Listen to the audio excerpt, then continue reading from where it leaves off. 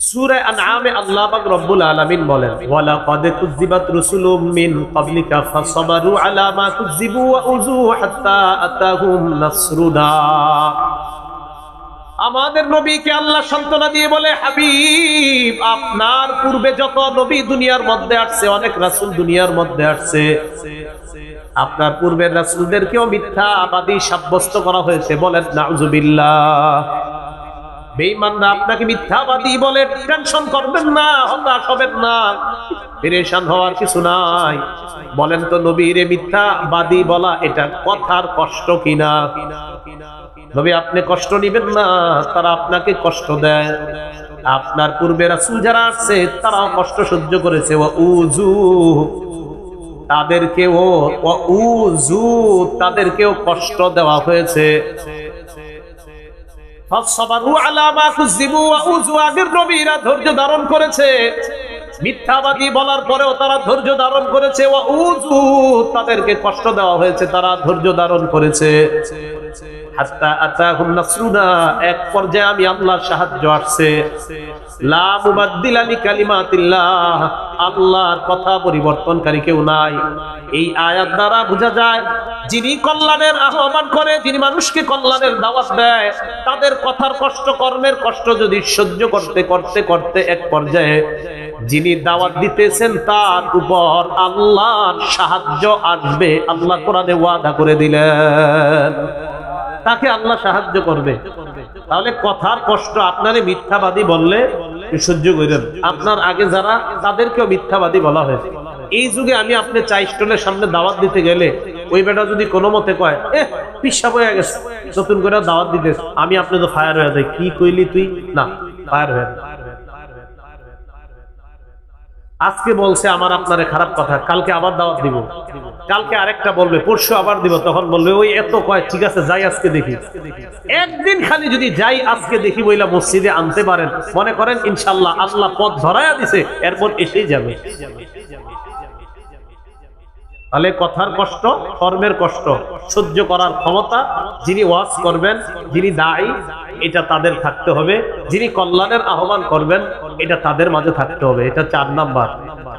এই জায়গায় একটা হাদিস শুনি আমরা। সহিহ বুখারীর বর্ণনা 4815 নাম্বার হাদিস।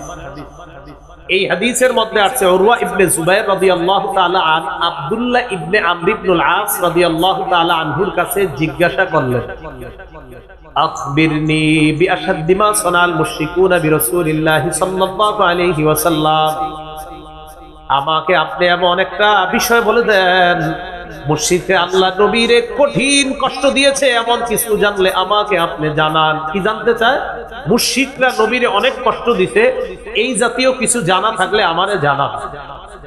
আব্দুল্লাহ ইবনে আমর ইবনুল আস রাদিয়াল্লাহু তাআলা আনহু বলেন, হাদিসটা মনোযোগ দিয়ে শুনেন, বাইনান নবিয়্যু সাল্লাল্লাহু আলাইহি ওয়াসাল্লাম কানা ইউসাল্লি ইনদাল কাবা, আল্লাহ রাসূল সাল্লাল্লাহু আলাইহি ওয়াসাল্লাম কাবা চত্বরে নামাজ আদায় করতেছিলেন। কানা ইউসাল্লি বিফিনাইল কাবা, কাবা চত্বরে নামাজ আদায় করতেছিলেন। আকবালা ইবনু আবি মুআইদ, ওই যে আগের হাদিসে একটা পাপিষ্টের নাম জানলাম, উকবা, এই হাদিসের মধ্যে ওই পাপিষ্ট উকবা নামাজরত অবস্থায় কাবা চত্বরে আসছে। দেখেন, আসার পর আখাযা বিমানকিবি রাসূলিল্লাহি সাল্লাল্লাহু আলাইহি ওয়াসাল্লাম, তাকান তো একটু, নবী নামাজ পড়তেছে, আল্লাহর নবীর এই হাড়ের মধ্যে এসে ধরছে উকবা। ধরার পর লাওয়া সাওবাহু ফি উনুকি, উকবা তার কাপড় দিয়ে এইভাবে নবীর গলাটা পেঁচায় একটা টান দিছে। কাপড় দিয়ে পেঁচায়া যে ফাঁস লাগায় যেমনে দড়িতে, আপনার এইভাবে দুই দিক থেকে একটা টান দিছে উকবা। ওয়া খানাকাহু খানকান শাদীদা, ফজর যারা পড়েন না, জোহর যারা পড়েন না, একবার কল্পনার মধ্যে আনেন, আমার হাবিব নামাজে দাঁড়ায় আছে, একজন কাফের গিয়ে আমার হাবিবের গলার মধ্যে কাপড় লাগায়া দুই দিকে টান দেয়, নবী নামাজের মধ্যে দাঁড়িয়ে আছে। কত আরামে মসজিদে যাইতে পারি, আমি আপনি যাই না। দুই দিক থেকে যখন কাপড়টা এইভাবে টান দেয়, এইভাবে জোরে টান দিছে, গলাটা পেঁচা জোরে টান দিছে। ফাকবালা আবু বকর, আবু বকর সিদ্দিক রাদিয়াল্লাহু তাআলা আনহু আসলেন। আসার পর আখাযা বিমানকিবিহি, তার গলা ধরে একটা ধাক্কা দিছে। দাফা রাসূলুল্লাহ সাল্লাল্লাহু আলাইহি ওয়াসাল্লাম, ধাক্কা মেরে আল্লাহর রাসূলের থেকে তাকে ছুটিয়ে অন্যদিকে সরায়া দেয়। আবু বকর সিদ্দিক বললেন, আতাকতুলুনা রাজুলান আইয়াকুলা রাব্বি আল্লাহ। কোরআনের একটা আয়াত তেলাওয়াত করে শোনায়া দিলেন, তোমরা কি এমন একজন মানুষকে এই কারণেই মারতে চাও যে মানুষটা কয় আমার রব হলেন আল্লাহ? আমাদের রব কে? মহব্বত নিয়ে, মায়া নিয়ে, আওয়াজ দিয়ে বলেন, আমাদের রব কে? আবু বকর সিদ্দিক বলেন, আতাকতুলুনা রাজুলা, একজন মানুষকে এই কারণে হত্যা করতে চাও যে মানুষটা কয় আমার রব হলেন আল্লাহ। ওয়াকাদ জাআকুম বিল বাইয়িনাতি মির রাব্বিকুম, তিনি তোমাদের কাছে প্রমাণও নিয়ে আসছে। তিনি আসছে প্রমাণ, নবুয়তের অনেক প্রমাণ দেখাইছে, এরপরেও তোমরা তাকে হত্যা করতে চাও? তাহলে রাসূল সাল্লাল্লাহু আলাইহি সাল্লাম কর্মের কষ্ট সহ্য করলেন, নামাজে ওনার গলায় এইভাবে টান দিছে, টান দেওয়ার পরের দিন উনি আর দাওয়াত দেননি। দাওয়াত দিতে পারেন?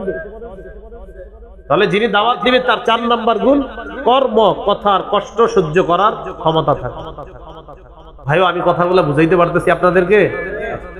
5 নাম্বার, যিনি দাওয়াত দিবেন তার আরেকটা গুণ থাকতে হবে, আইয়ু আমিলান নাস আলা কদরি উকুলিহিম, মানুষের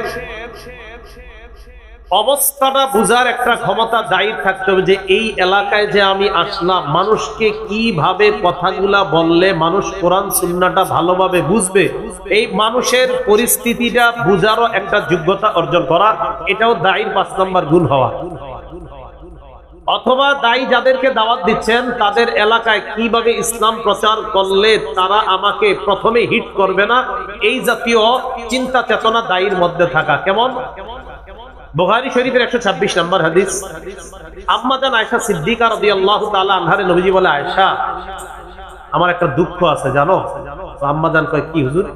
লাউলা কওমুকি হাদিসুন আসদুহুম বিকুফরিন, আয়েশা তোমার সম্প্রদায় যারা নতুন মুসলমান হয়েছে তাদের কুফরির জামানাটা যদি নিকট অতীতে না হতো, নতুন মুসলমান হয়েছে তার মানে কুফরি থেকে ফিরে আসতে বেশি দিন হয় নাই, কুফরি থেকে ফিরে আসতে বেশি দিন। নবীজি বলে, আয়েশা তাদের কুফরির জামানাটা বেশি দিন হয় নাই, তারা সবেমাত্র মুসলমান।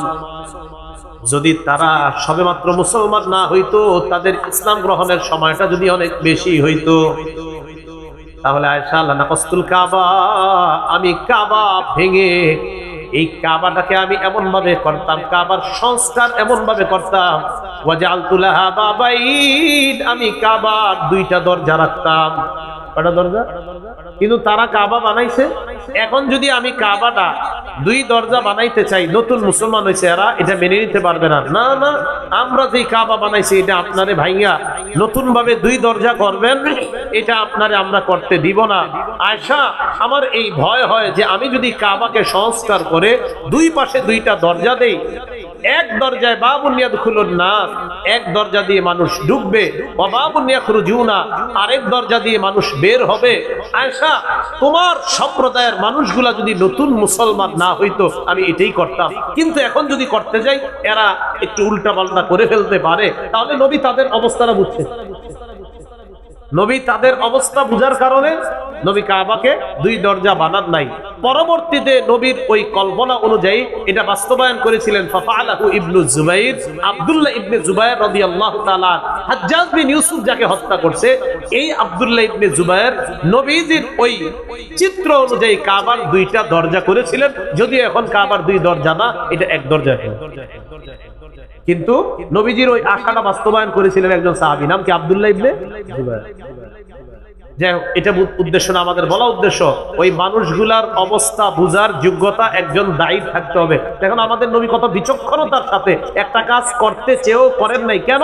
এই মানুষগুলো এখন করলে তারা একটু উল্টাপাল্টা বুঝে ফেলতে পারে, তাই নবী স্টপ রইলেন, বিরত রইলেন। এই দায়ীর 5 নাম্বার গুণ। যিনি দাওয়াত দিবেন তার 6 নাম্বার গুণ থাকা, দাওয়াত দেওয়ার যেই কথাগুলা দাওয়াতের সময় আমরা বলবো, মানে আমি যে আপনাদের সামনে দাওয়াত দিতেছি, এই যে আমি আপনাদেরকে দাওয়াত দিতেছি, আমি যা বলতেছি ওই অনুযায়ী আমিও যেন আমল করি। দায়ীর 6 নাম্বার গুণ এই যে আমি আপনাদেরকে দাওয়াত দিছি, দাওয়াত দেই, যা যা বলতেছি এইগুলা যেন আমিও আমল করি, এই আমল করার মানসিকতা যেন আমারও থাকে, এটা হলো দায়ীর 6 নাম্বার গুণ। সূরা সফের মধ্যে আল্লাহ পাক রব্বুল আলামিন বলেন, ইয়া আইয়ুহাল্লাযীনা আমানু লিমা তাকুলুনা মা লা তাফআলুন।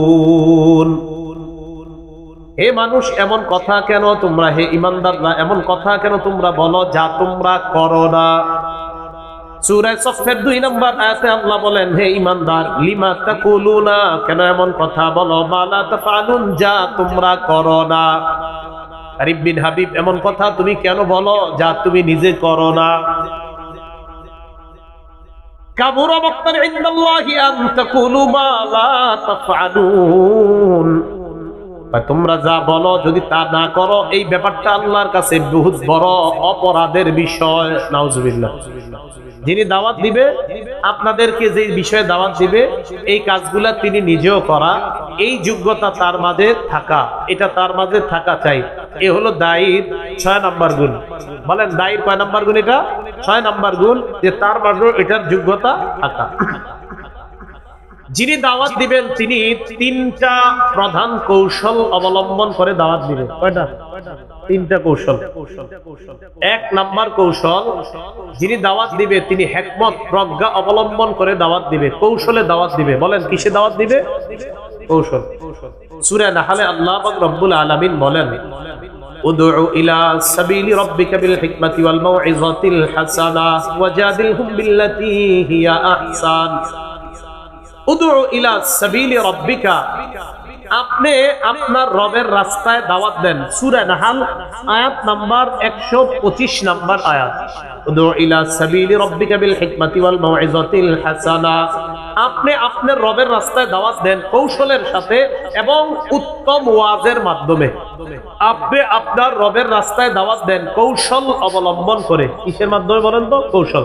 তাহলে দায়ীর 1 নাম্বার, যিনি দাওয়াত দিবেন তার 1 নাম্বার অবস্থা হবে তিনি কৌশল অবলম্বন করে প্রজ্ঞার সাথে তিনি দাওয়াত দেওয়া। 2 নাম্বার, যিনি দাওয়াত দিবেন তিনি নম্র সুরে কথা বলবে। বলেন কি ভাষায় কথা বলবে? নরম ভাবে তিনি কথা বলবে। যিনি দাওয়াত দিবেন তিনি নরম ভাবে কথা বলা। সূরা তাহা 42, 43, 44 নাম্বার আয়াতে ওই মুসা নবী আর হারুন নবীরে আল্লাহ কয়, ইযহাব আনতা ওয়া আকুকা বিআয়াতি ওয়ালা তানিয়া ফি যিকরি, আপনি আর আপনার ভাই আমার আয়াতগুলা নিয়ে যান, ওয়ালা তানিয়া ফি যিকরি, আমার স্মরণের ক্ষেত্রে আপনারা গাফেল হয়েন না।